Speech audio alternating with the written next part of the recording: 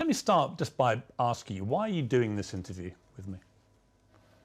Because I think it's the time to say something, and because I like you. As simple as that. Well, don't say that in public. Well, I like you too, and I appreciate it, because I think that you've had to sustain a lot of criticism this year in particular, probably more than at any stage in your career.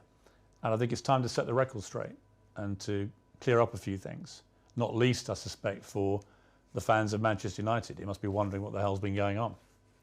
Oh, as I say many times, the fans, I'm always gonna say good about them. They are the most important things in the football. You play for them. They're always in my side. I feel that every time when I walk in the streets, the fans coming to me, and they appreciate what I do for football. And for me, it's the most important in football. The fans, for me, is everything. I want to take you back to last summer. You're at Juventus, and there's massive speculation about where you're going to go. And the big rumour is that you're going to go to Manchester City. So first of all, how close was that to happening? Well, honestly, it was close. It was close. It's something that they spoke a lot, and Guardiola say 2 weeks ago, I guess, that they try hard to have me.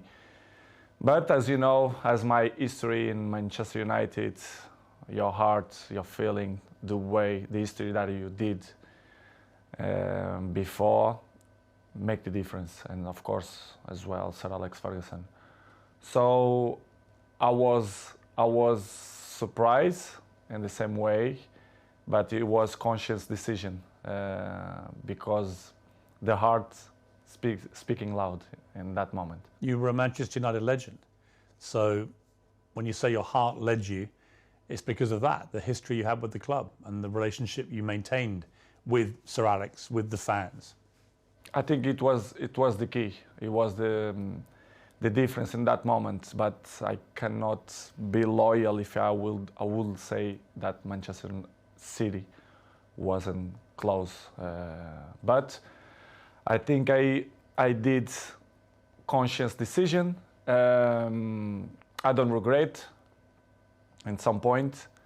And as you mentioned before, Sir Alex Ferguson was the key. Did you speak to him before you Yes, came I back? did. Yes, I did. I spoke with him, and What did he say to you to try and persuade you? he said to me that it's impossible for you to come to Manchester City. And I say, okay, boss. So I took the decisions, and I repeat I was with conscience that it was a good decision. You came back and it couldn't have started better. You played at Old Trafford. Yeah, you won 4-1 against Newcastle. You scored twice. Sir Alex was there, loving it, obviously, the return of the prodigal son. Your mother was there, the return of her own son. Your mother was crying, obviously. Obviously, yes.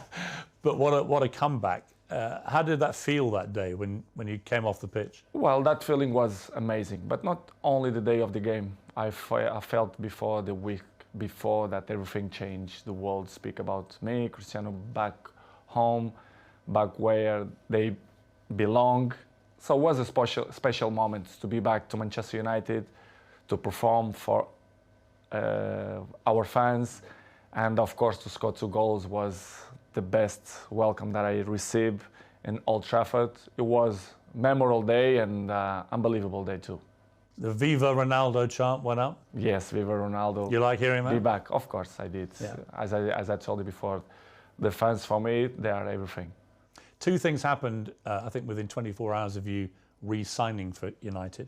One, you broke the all-time record for shirt sales in 24 hours. You actually beat a guy called Messi at PSG. You must have been happy about that. Of course I do. As you know, I don't follow the records. The records follow me. So It's good. Another one in my book. And the other one was the Manchester United tweet announcing that you were rejoining the club, was the most tweeted or most liked tweet, I think, in Twitter history. It's good, as I told you before. It was a good moment. Nobody expect, because things change around, in my opinion, in 72 hours, which is you plan, or they spoke, not only Manchester City but other clubs too, spoke about your name, that you will change Juventus for another club. But Manchester United wasn't there, wasn't in that pot of that teams, but surprised everybody, even me, to be honest. After a few weeks, things weren't going well at Manchester United. The club just wasn't firing. And in the end, Ole Gunnar Solskjaer, the manager, got sacked. And that's within like 2 months of you coming back. What were you feeling about what was going on at United? And what did you feel generally about the club itself and the state that the club was in compared to when you'd been there before? Piers, to be honest, when I signed for Manchester United, I thought everything was changed, because it's 13 years that I changed. I was in Real Madrid 9 years and 3 in Juventus. And when I arrived, I thought everything will be different, you know, the technology, the infrastructures and everything. But I was surprised in a bad way, let's say in that way, because I saw everything was the same. And Manchester, it wasn't in that moment that, as you mentioned, that Ole was sacked. Michael Carrick, he assumed the job for 2 games, Villarreal and Chelsea away, and everything was so fast, but surprised me a lot. Instability in the club, everything was kind of the same that I Hadn't moved on. No, they stop on the clock, in my opinion, which is something that surprised me. I didn't expect. And slowly they start to change. Even the windows, the new players, and was tough. It was tough for me because I didn't expect that. And because when you were there before, if Manchester United wanted a player under Sir Alex Ferguson, they normally got their man. Right now, it's a very different environment. After many years of failure since Sir Alex retired, United weren't getting the top players anymore. So were you surprised by that dynamic changing as well? Because you would have been used before to them, if they wanted top players, they got them. I was surprised. I thought when I signed, that they signed in that year Sancho and Varane plus me, that things will be in the way that Manchester should be. As you mentioned, well, Sir Alex Ferguson left a big gap in the club. Not only Sir Alex Ferguson, but one person that I thought make the difference, David Gill, the president, a very, very good man. And the structure around Sir Alex Ferguson was very important too. I knew that Manchester United wasn't the same, but I don't see that it was so big gap, so big things that go through by the last 10 years. And it was the thing that surprised me more, to be honest. It was little things like even the swimming pool that the players use, the saunas, all these facilities.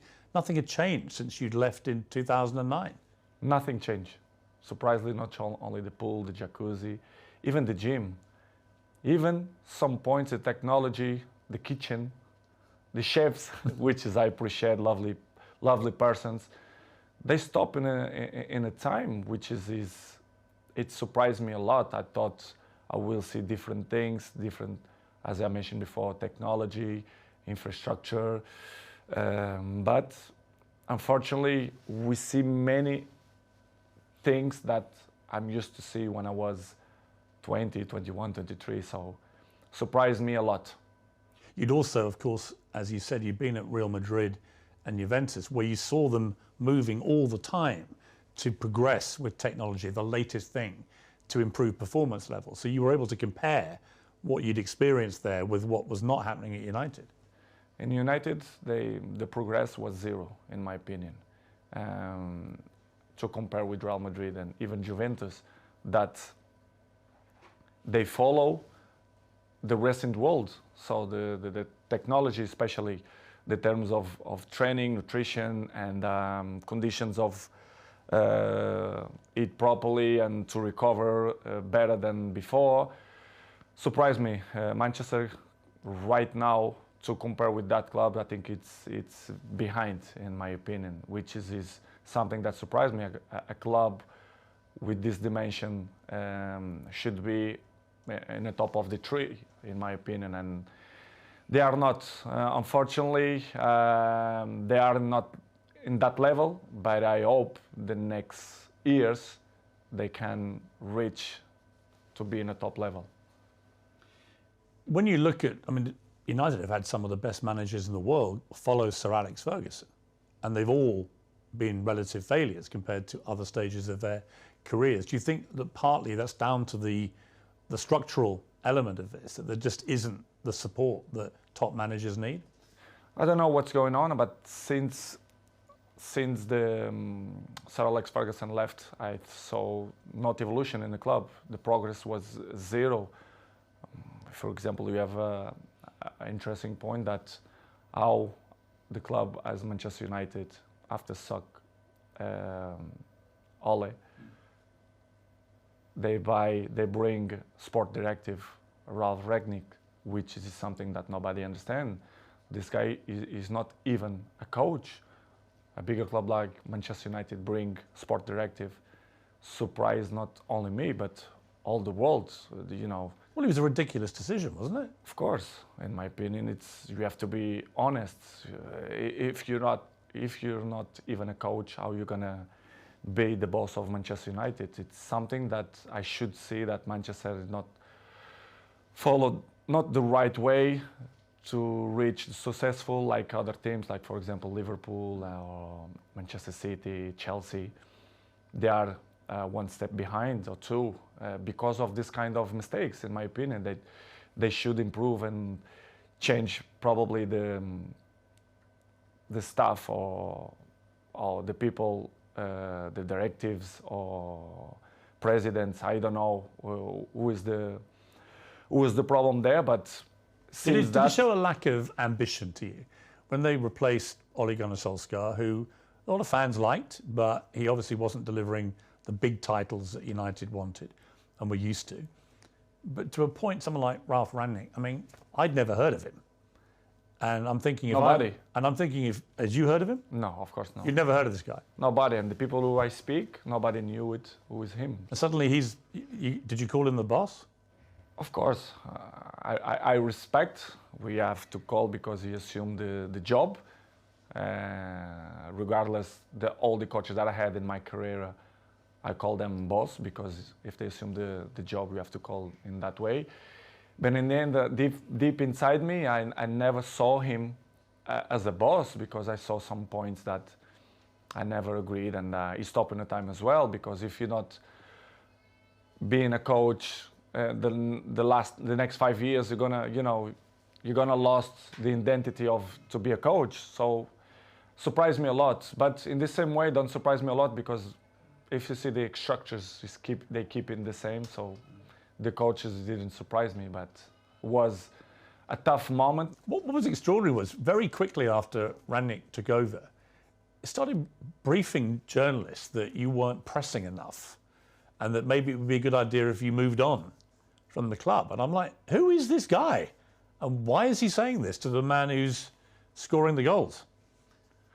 To be honest, Piers, it's something that I don't understand. It's the new coaches that coming around, they think they find the last Coca-Cola in the desert, which is I don't understand. The football there invents many years. So, but I respect any coach have a different approach, different opinions, different mentality, but kind of some points that you not agree. So I'm always like that in my life.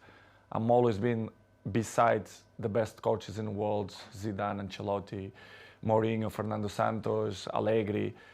So I had kind of some experience because I learned from them. And when you see some coaches that they're coming, that they want to revolution the football, I not agree. I have my opinion, they agree or they disagree, but it's part of the business, because in the end of the day, I'm in a club to win, and with my experience, I want to help, like always, and some coaches that don't accept, and it's part of the job. Did you know what he was doing, Rangnick, or not? At a club like United? No, they don't. They knew the club very well, but they don't know the dimension of the club inside, the history of the club, which is for me surprised me even more, which is when the soccer, Ole Solskjaer, you should bring a top manager, not sport director. Did you think it was right to get rid of Solskjaer, or would you have kept him on? Well, it's not. Well, I love Solskjaer. I think he was a top person, because what I keep inside my heart, it's the heart of the persons, and Ole for me is a top person. Coach, of course,